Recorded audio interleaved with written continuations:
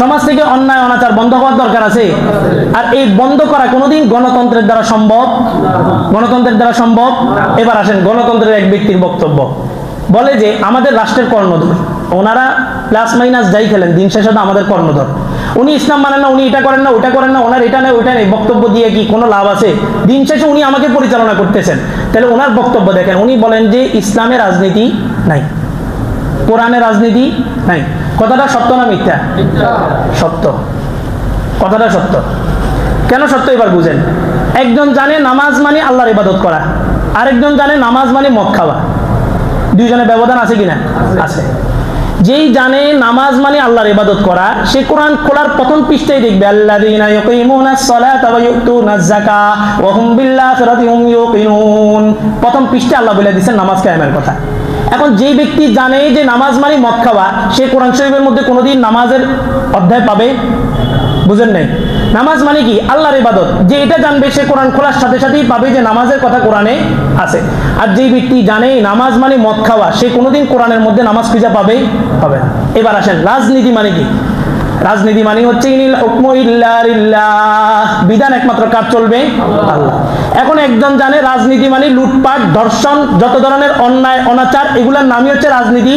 সে কোনোদিন কোরআন না হাদিস না সব কিছু ঘুরে আসলো, রাজনীতি খুঁজে পাবে? পাবে না।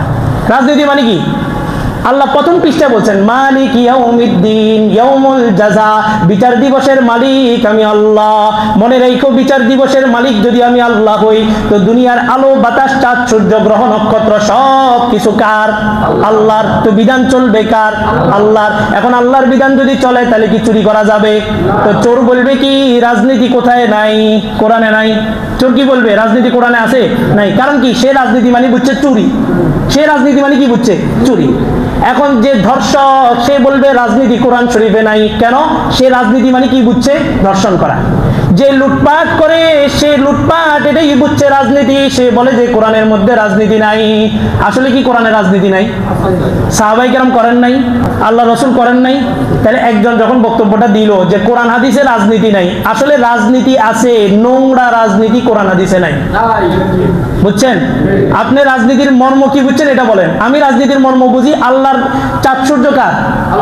এই গ্রহ নক্ষত্র কার? পৃথিবীতে আছে, পৃথিবী কার? তো সবকিছু যেহেতু আল্লাহর, এখানে বিধান চলবে কার?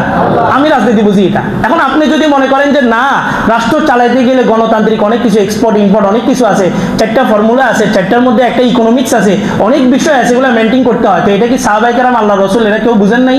আল্লাহ বুঝেন নাই? তাই আল্লাহ যাই না আবার কোরআনকে সংবিধান কেন নাজিল করলেন?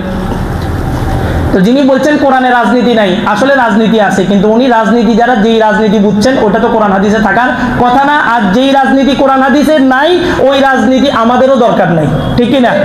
বাস।